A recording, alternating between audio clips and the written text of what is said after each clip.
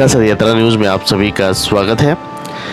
पीड़ित परिवारों से मिलने पहुंचे 96 विधायक राहुल प्रकाश। उत्तर प्रदेश मिर्जापुर हलिया थाना क्षेत्र के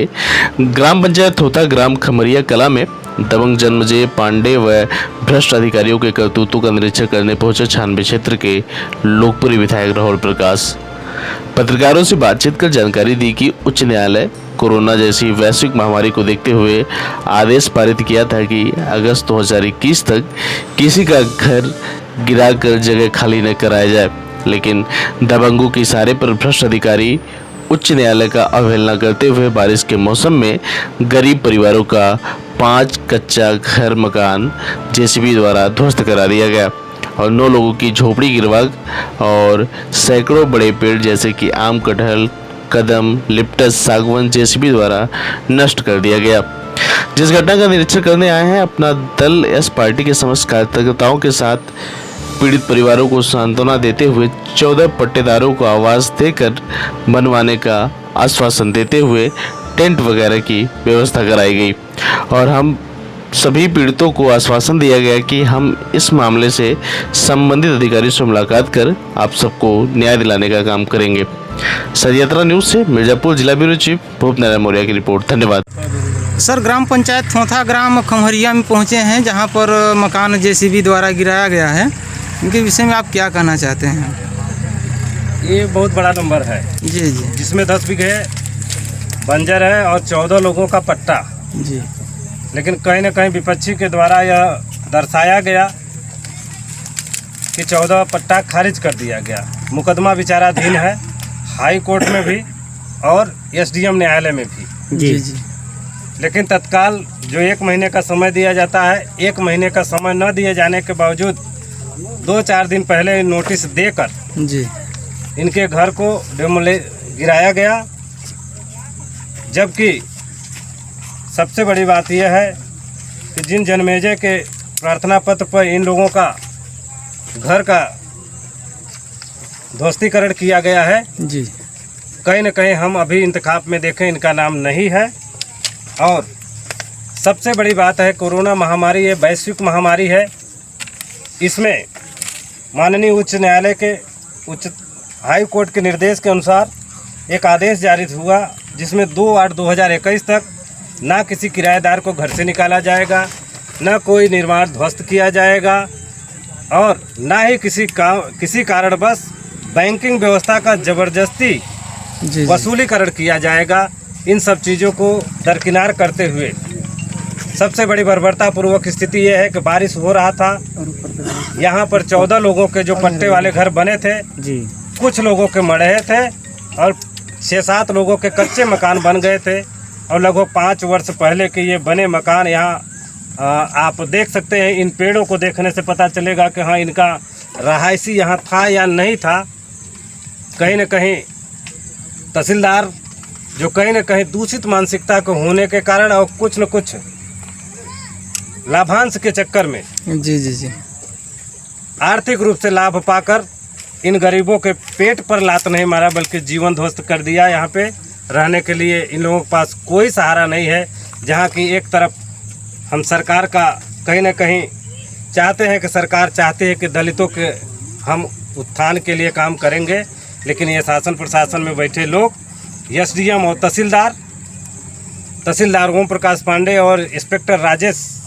सिंह के बात करने के बावजूद हमने यह आर्डर उनको भेजा और संबंधित जिलाधिकारी को भी उसी समय भेजा कि जिलाधिकारी महोदय आपके तहसीलदार और मैंने एसडीएम को, इंस्पेक्टर को और डीएम को सबको यह आदेश भेजा कि कहीं न कहीं यह आदेश बताता है कि अभी तक 2/8/2021 तक कोई डिमोलिशन नहीं किया जाना चाहिए। यह भी उच्च न्यायालय का आदेश है, जबकि बताया जाता है कि उच्च न्यायालय का आदेश है कि हमें वहाँ घर गिराना है। लेकिन कहीं न कहीं इतने बड़े नंबरान होने के बावजूद भी इनके जो 14 पट्टे मिले थे और आज वो 10 बीघा जो बंजर है वो कहाँ है? कहीं न कहीं इन लोगों के लेखपाल, कानूनगो और तहसीलदार एसडीएम के मिली भगत से और कुछ पुलिस विभाग के भ्रष्ट जो घुसखोर टाइप के लोग हैं उन सभी के और ओम प्रकाश पांडे के बारे में मैं बता देना चाहता हूं कि तीसरी चौथी बार 3 साल में यहाँ आए। यहाँ कौन सी ऐसी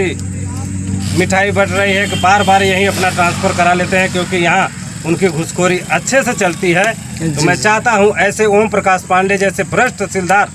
और राजेश सिंह जैसे अमानवीय व्यवहार करने वाले इन महिलाओं को बर्बरतापूर्वक जाति सूचक गालियां दे देकर जी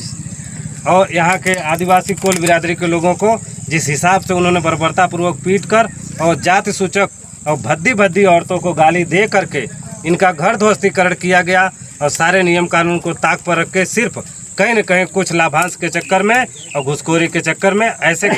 कर्मचारी ऐसे अधिकारियों के खिलाफ तत्काल कोई कार्यवाही होनी चाहिए। मैं शासन को माननीय मुख्यमंत्री जी को भी पत्र लिखूंगा और कहीं न कहीं हम आगे भी कोई सहारा लेंगे कि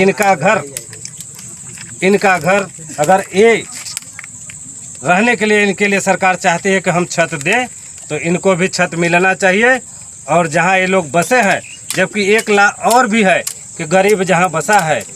SC ST के लोग जहाँ बसे, ये पूर्ववत आदेश है कि इनको कहीं हटाया नहीं जा सकता। उस आदेश को भी दरकिनार किया गया और 2/8/2021 के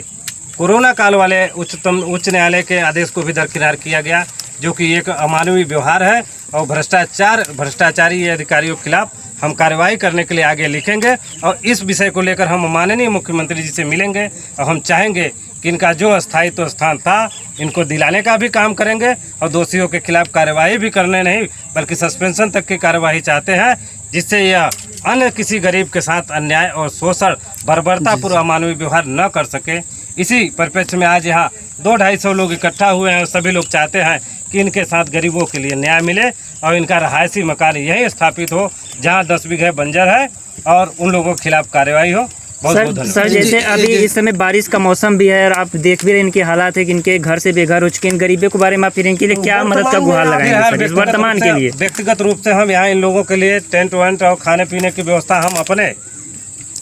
इन लोगों के सेवक होने के नाते जो हमारा नैतिक दायित्व बनता है इसकी व्यवस्था हम करेंगे, लेकिन तत्काल बात करके इनको यहीं इनका निर्माण करवाएंगे। उसके चाहे किसी न किसी रूप में गरीबों के सहयोग के लिए जब सरकार काम कर रही है उसमें हम इस विषय को भी आगे बढ़ाने का काम। और बाकी के सर जो इसमें जो दोषी अधिकारी हैं उनके प्रति आप क्या कहेंगे? उन दोषी अधिकारियों को क्या आप चाहेंगे कि जल्द से जल्द दोषी अधिकारियों के खिलाफ हम माननीय मुख्यमंत्री जी को पत्र लिखेंगे और हम इन नियमों के लेकर हम आगे भी कार्रवाई कराने का प्रयास करेंगे और जल्द से जल्द आप लोगों को रिजल्ट रहेगा कि इन भ्रष्ट अधिकारियों के खिलाफ, चाहे वह SDM हो, चाहे तहसीलदार हो और चाहे यह इंस्पेक्टर राजेश सिंह हो, सबके खिलाफ हम कार्रवाई कराने का काम करेंगे। यह तत्काल आप लोगों को मीडिया के माध्यम से सूचित होगा। चलिए धन्यवाद।